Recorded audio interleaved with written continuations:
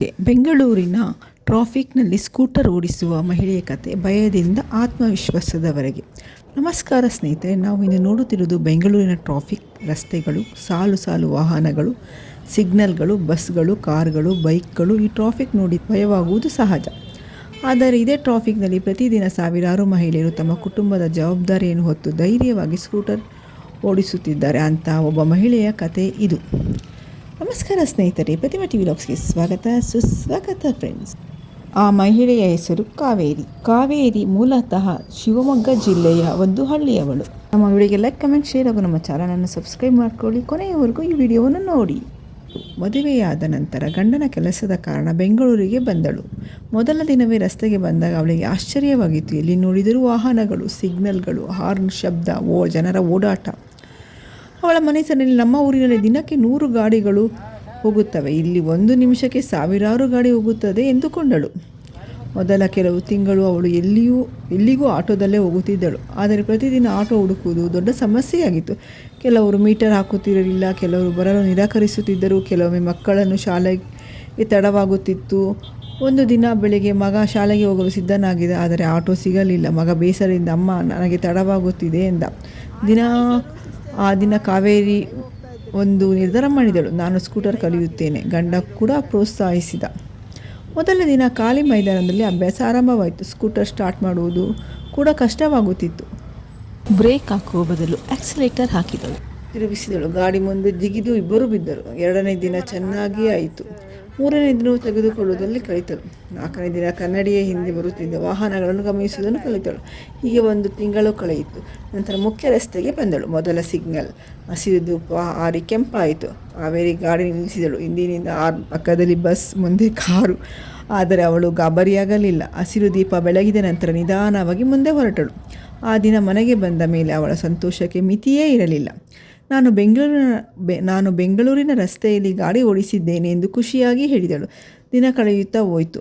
ಈಗ ಕಾವೇರಿ ಮಕ್ಕಳನ್ನು ಶಾಲೆಗೆ ಬಿಡುತ್ತಿದ್ದಳು, ತರಕಾರಿ ತರಲು ಹೋಗುತ್ತಿದ್ದಳು, ಆಸ್ಪತ್ರೆಗೆ ಹೋಗುತ್ತಿದ್ದಳು, ಬ್ಯಾಂಕ್ ಕೆಲಸ ಮಾಡಿಕೊಂಡು ಬರುತ್ತಿದ್ದಳು. ಅವಳಿಗೆ ಈಗ ಯಾರ ಸಹಾಯವೂ ಬೇಕಾಗಿರಲಿಲ್ಲ. ಒಂದು ದಿನ ಬೆಳಿಗ್ಗೆ ಭಾರೀ ಮಳೆ, ರಸ್ತೆ ತುಂಬ ನೀರು, ವಾಹನಗಳು ನಿಧಾನವಾಗಿ ಸಾಗುತ್ತಿತ್ತು. ಅಷ್ಟರಲ್ಲಿ ಒಂದು ಸ್ಕೂಟರ್ ಜಾರಿ ಬಿತ್ತು. ಒಬ್ಬ ಮಹಿಳೆ ಮತ್ತು ಅವರ ಮಗಳು ರಸ್ತೆಗೆ ಬಿದ್ದರು. ಕಾವೇರಿ ತಕ್ಷಣ ಸುರಕ್ಷಿತವಾಗಿ ತನ್ನ ಸ್ಕೂಟರ್ ನಿಲ್ಲಿಸಿ ಅವರಿಗೆ ಸಹಾಯ ಮಾಡಿದಳು. ಇನ್ನು ಕೆಲವರು ಬಂದು ಸಹಾಯ ಮಾಡಿದರು. ಆ ಮಹಿಳೆ ಹೇಳಿದಳು, ಅಕ್ಕ, ನೀವು ಇಲ್ಲದಿದ್ದರೆ ನಾನು ಏನಾಗುತ್ತಿತ್ತೋ ಗೊತ್ತಿಲ್ಲ. ಕಾವೇರಿ ನಗುತ್ತಾ ಹೇಳಿದಳು, ಇಂದು ನಿಮಗೆ ಸಹಾಯ ಮಾಡಿದ್ದಾರೆ, ನಾಳೆ ನನಗೆ ಯಾರಾದರೂ ಸಹಾಯ ಮಾಡುತ್ತಾರೆ. ಈ ಮಾತನ್ನು ಕೇಳಿ ಎಲ್ಲರೂ ಚಪ್ಪಾಳೆ ತಟ್ಟಿದರು. ಕೆಲ ದಿನಗಳ ನಂತರ ಮತ್ತೊಂದು ಘಟನೆ ನಡೆಯಿತು. ಒಬ್ಬ ವಯಸ್ಸಾದ ಅಜ್ಜಿ ರಸ್ತೆ ದಾಟಲು ಆಗುತ್ತಿರಲಿಲ್ಲ. ಎಲ್ಲರೂ ತಮ್ಮ ತಮ್ಮ ಕೆಲಸದಲ್ಲಿ ಬ್ಯುಸಿ.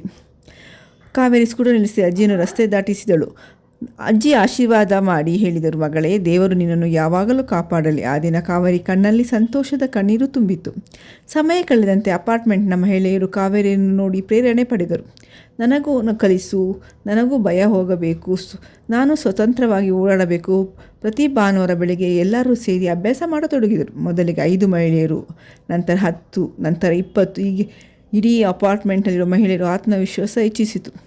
ಒಂದು ದಿನ ಸ್ಥಳೀಯ ಟ್ರಾಫಿಕ್ ಪೊಲೀಸರು ರಸ್ತೆ ಸುರಕ್ಷತಾ ಕಾರ್ಯಕ್ರಮ ನಡೆಸಿದರು. ಅಲ್ಲಿ ಕಾವೇರಿಯನ್ನು ಮಾತನಾಡಲು ಆಹ್ವಾನಿಸಿದರು. ಅವಳು ವೇದಿಕೆಯಲ್ಲಿ ನಿಂತು ಹೇಳಿದಳು, ನಾನು ದೊಡ್ಡ ಸಾಧನೆ ಮಾಡಿಲ್ಲ, ನಾನು ನನ್ನ ಭಯವನ್ನು ಮಾತ್ರ ಗೆದ್ದಿದ್ದೇನೆ. ಟ್ರಾಫಿಕ್ ನಮ್ಮ ಶತ್ರು ಅಲ್ಲ, ಆತುರವೇ ನಮ್ಮ ಶತ್ರು. ಹೆಲ್ಮೆಟ್ ಧರಿಸಿ, ನಿಯಮ ಪಾಲಿಸಿ, ನಿಧಾನವಾಗಿ ಹೋಗಿ ಸುರಕ್ಷಿತವಾಗಿ ಮನೆ ತಲುಪಿ.